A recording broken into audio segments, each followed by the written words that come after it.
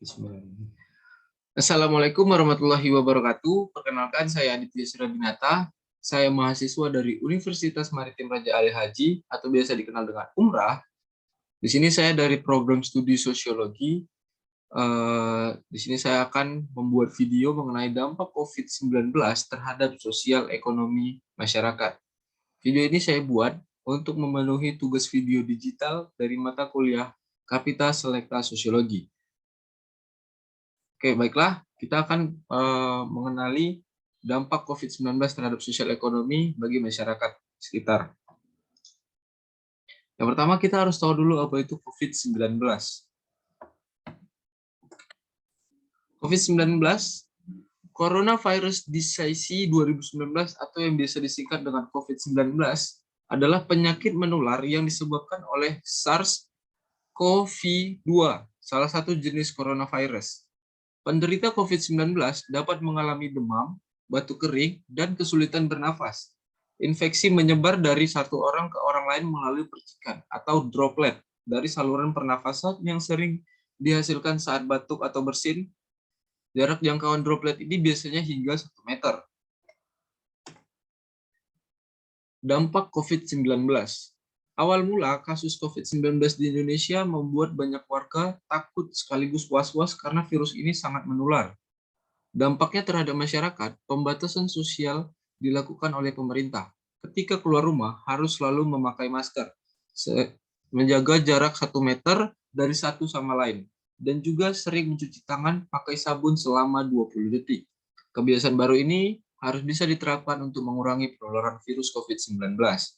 Selain itu juga, COVID-19 ini juga berdampak pada ekonomi, pendidikan, dunia pekerjaan, dan juga politik.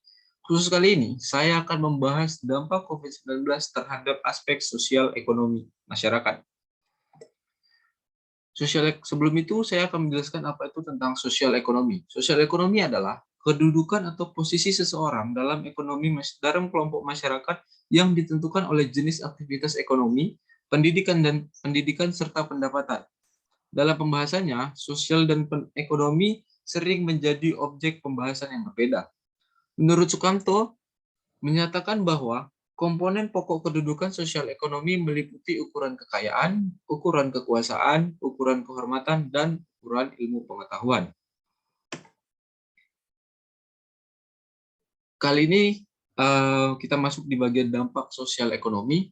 Dalam kehidupan sosial ekonomi, pandemi COVID-19 sangat membatasi ruang gerak masyarakat dalam bekerja. Namun, seiring berjalannya waktu, aktivitas ekonomi dan sosial di masyarakat saat ini mulai berjalan. Pandemi COVID-19 telah menimbulkan tantangan sosial dan ekonomi yang belum pernah terjadi sebelumnya di Indonesia. Langkah-langkah pembatasan mobilitas telah membantu menekan penyebaran virus dan menyelamatkan nyawa, tetapi juga menciptakan krisis sosial ekonomi bagi banyak keluarga Indonesia. Ketimpangan pendapatan telah meningkat selama pandemi sebagai guncangan ekonomi paling kuat yang berdampak pada rumah tangga termiskin dan paling rentan. Pada November tahun 2020, survei representatif nasional dilakukan untuk memahami dampak sosial ekonomi COVID-19 terhadap rumah tangga dengan anak, perempuan, dan penyandang disabilitas. Survei ini memberikan gambaran bahwa di tengah upaya melanjutkan kegiatan ekonomi dan memulihkan ekonomi secara penuh, upaya pemulihan di tingkat rumah tangga di Indonesia tetap rapuh. Selama periode ini, setidaknya satu anggota dari setiap 2 rumah tangga kehilangan pekerjaan. Sekitar 45% rumah tangga dengan anak-anak berjuang untuk menemukan makanan bergizi yang cukup untuk memberi makan keluarga mereka. Kebanyakan makan dengan porsi lebih sedikit dari biasanya. Tantangan dalam belajar dilaporkan oleh 9 dari 10 responden dengan anak usia sekolah. Upaya pemulihan.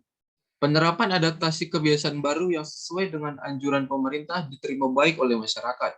Melihat perkembangan tersebut, pemerintah melakukan upaya pemulihan sosial ekonomi masyarakat dengan melakukan 1.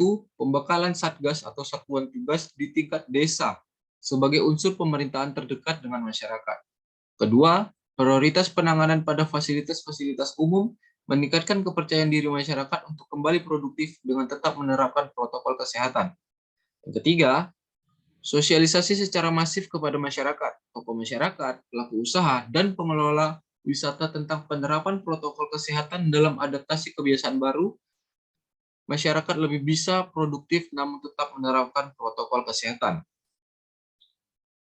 Pemerintah harus terus-menerus bekerja dalam mensosialisasikan adaptasi kebiasaan baru agar masyarakat dapat produktif kembali.